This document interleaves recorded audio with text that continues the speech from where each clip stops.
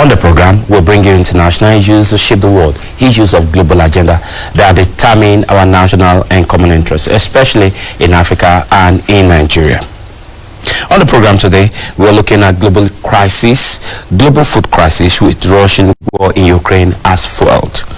The global cereal and oilseed markets have been hit hard by the war in Ukraine. Food prices are going out of the reach of the people. Food security is becoming a tough war.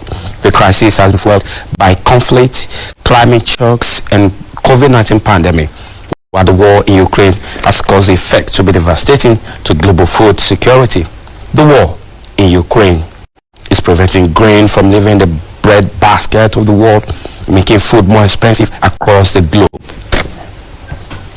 threatening to worsen shortages, hunger, and political instability in developing countries. Russia and Ukraine export nearly a third of the world's wheat and barley, more than 70% of its sunflower oil.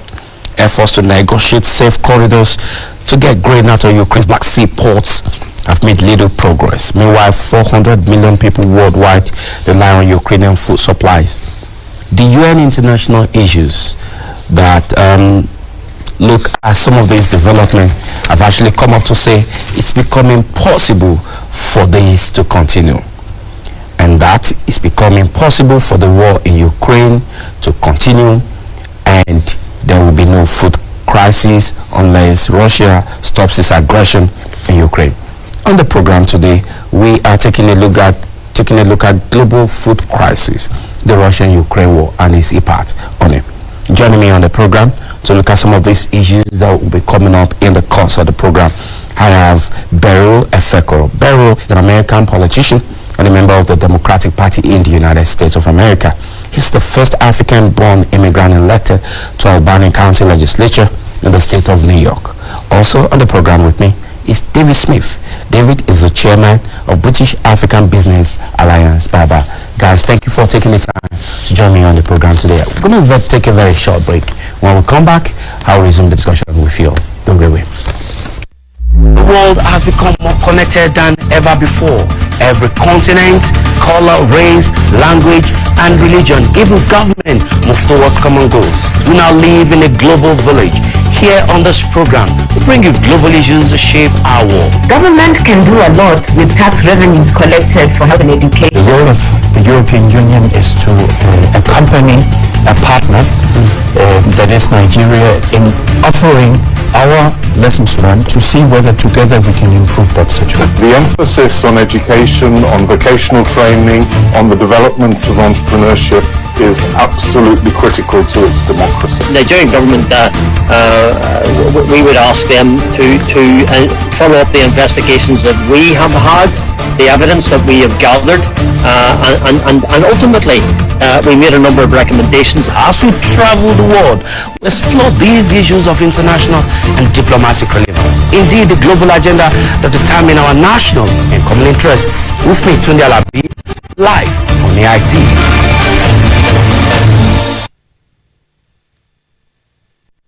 Nearly 400 million people around the world depend on food and the wheat, the barley coming in from Ukraine and Russia put together.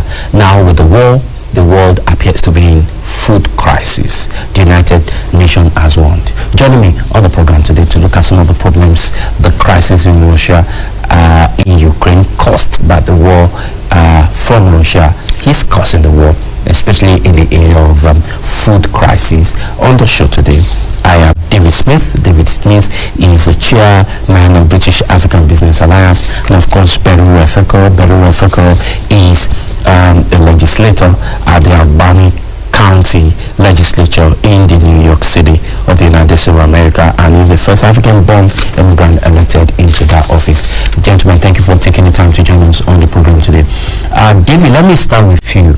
As an organization involved in helping negotiate trade issues between among countries in Africa and the rest of the world, United Kingdom, America, how much of crisis do you think the war in Ukraine is causing the rest of the world in terms of economic crisis, more importantly, food shortage? Good afternoon, it's a very serious matter.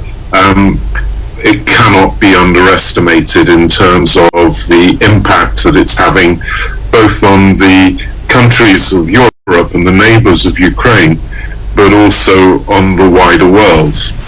What we've learned is that we were in a very comfortable situation, and we're not in a comfortable situation any longer. Heating costs are going through the roof.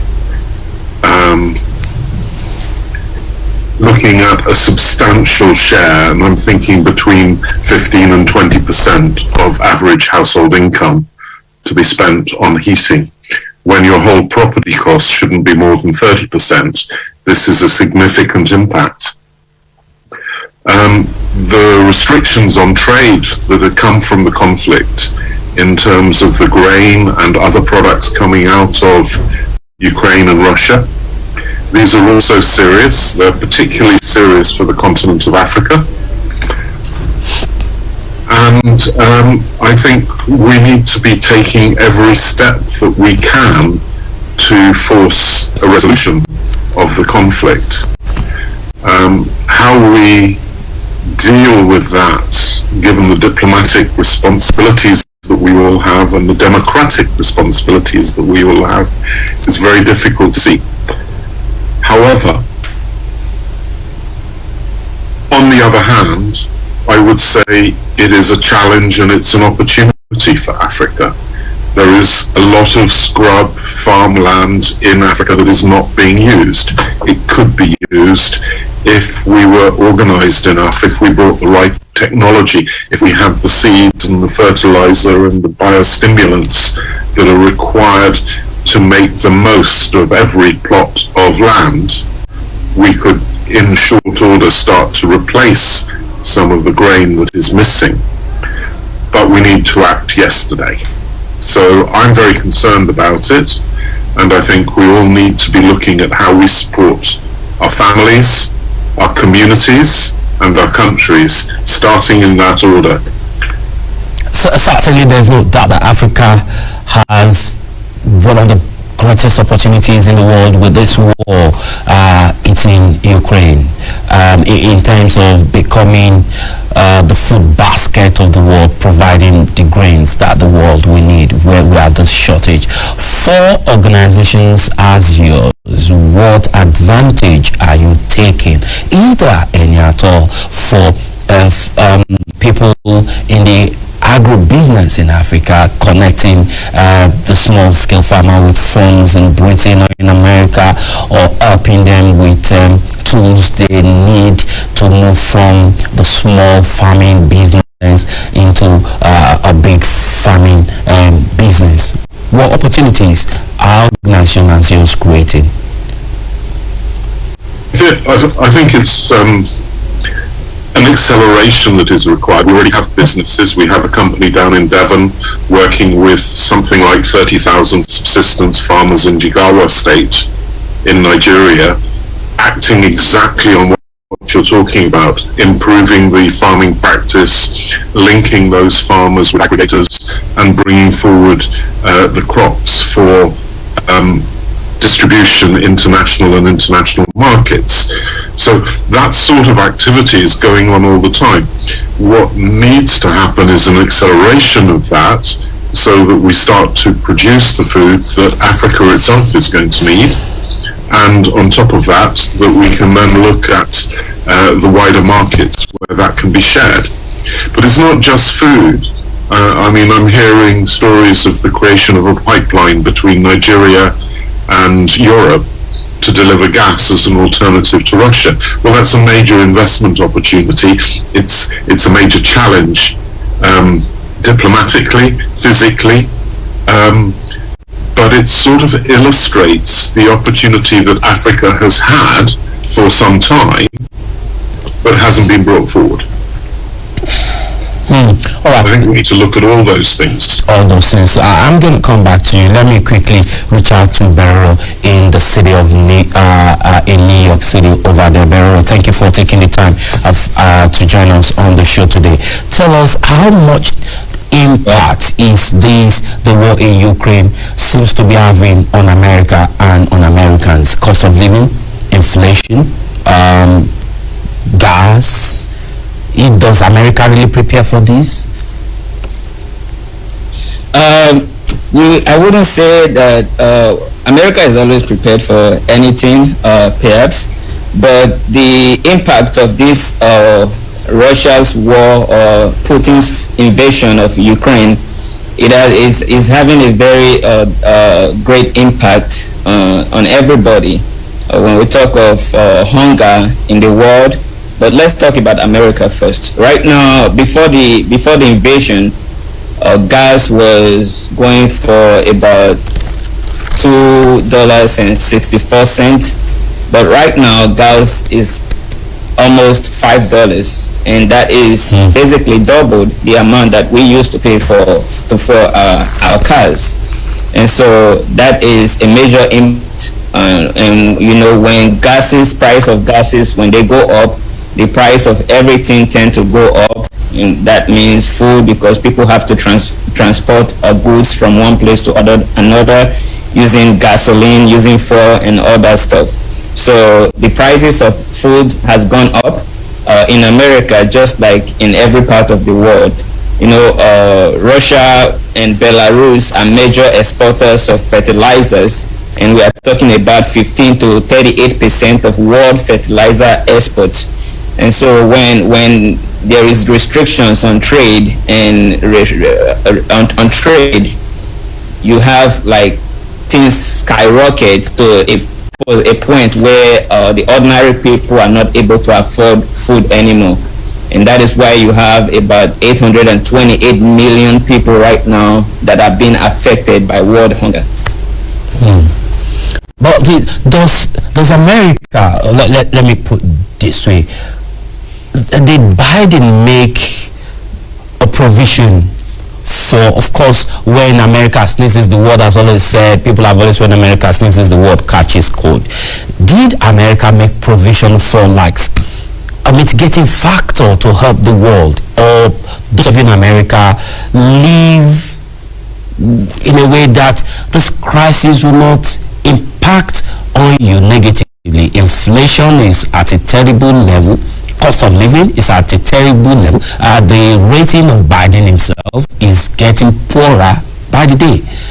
Did you see this coming? Nobody likes war, and things would always go not the way people want during a time of war. And Biden's administration released millions of barrels of oil from the American reserve when the war initially started. And so far, allocating budgets to invest in clean energy, not just in the United States, but also to help nations around the world, transition from a dependence on oil to clean energy.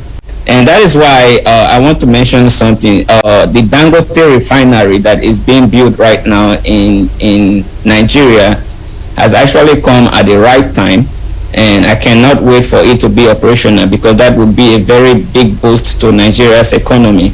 And so these are happening at a time when there's a crisis in Russia, and this is an opportunity, even though there's no opportunity, there's no advantage in the war, but this is an opportunity for Nigeria to stand up and lead and take advantage of the opportunities that has presented itself to the rest of the world. Beroro, let me ask you one more question, because I'm not sure I'll be able to come back to you after this question, so I'll be going to London. Do you think the environment in Nigeria, thank God you made reference to the refinery coming up in Lagos, and you spoke about how, both you and David spoke about how Nigeria can take advantage of what is happening in the world, but back home here in Nigeria, things do not appear to be in very good shape. The cost of living has gone beyond the ordinary people. Queues at filling stations, insecurity, if you put all this together, do you think Nigeria is in a position to take advantage of what is happening in terms of providing resources, other gas, petrol, and food to supplement what is missing from both the Ukraine and the Russian end? Are we in a position? Can we do that?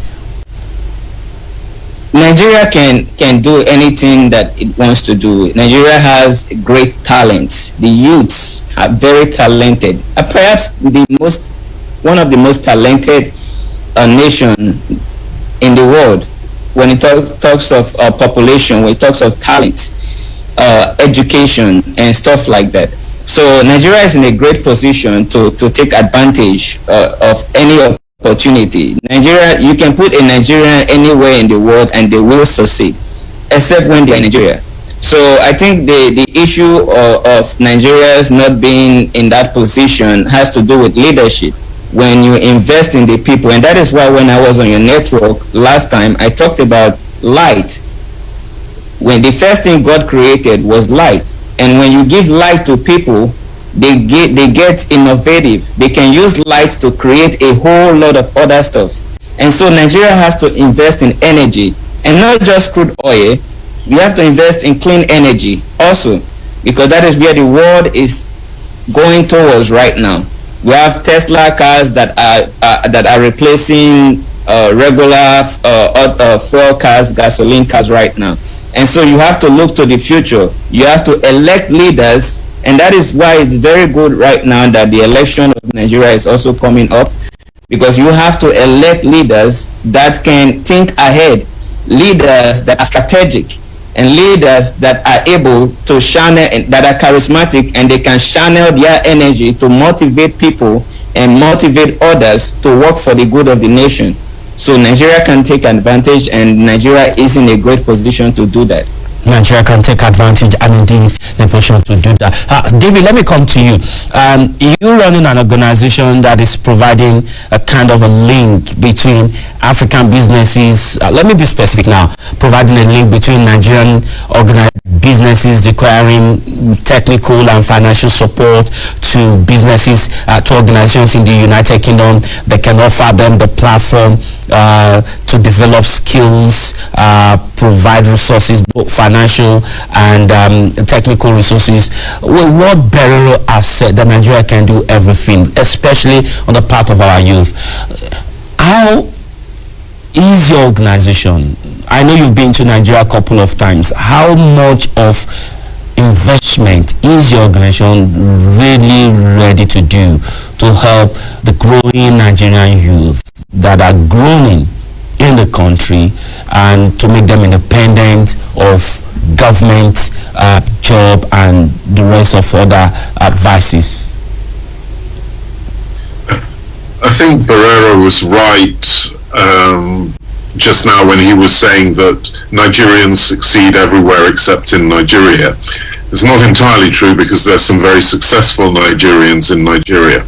What we're seeing day to day, though, is frustration and disinformation and discommunication between Nigerians over projects in which they all want to be involved.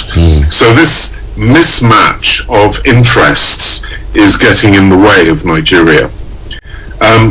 We've had 3 conversations this week with different parties in different parts of the country over green energy. We have a product coming out of Sussex, which is a containerized solar, water, and communications platform. And exactly what Beroro was saying was you need to give light. One company has a problem with their cold room. They need to find a more efficient way of getting that to operate so the ice that they're making can be made. Another one is developing an industrial estate. They need light there so that the businesses that come there can thrive. The third one is looking at a solar farm on the edge of Lagos and the role that that can play in presenting UK-based technology, UK-based skills, UK-based fundings to deliver light in Nigeria. So we are actively following that. This morning I was in conversation with a business leader from Adamawa.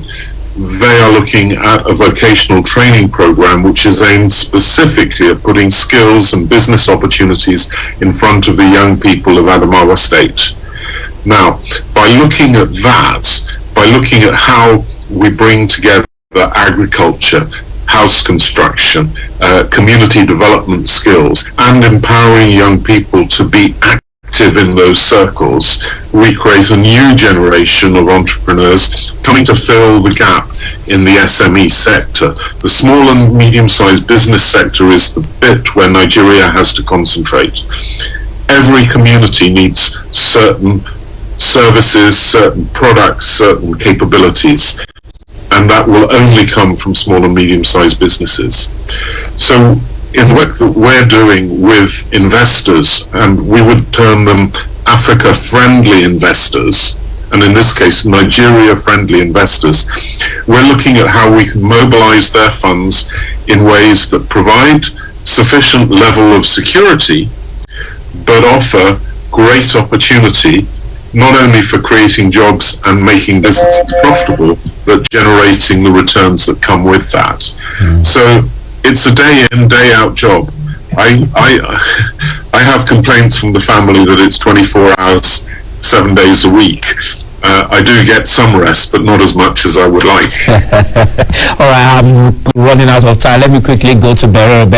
I mean, you've heard what David has said. You are a Nigerian, though an American, working, doing good job there in America. What are you planning, or what can you do to bring back home?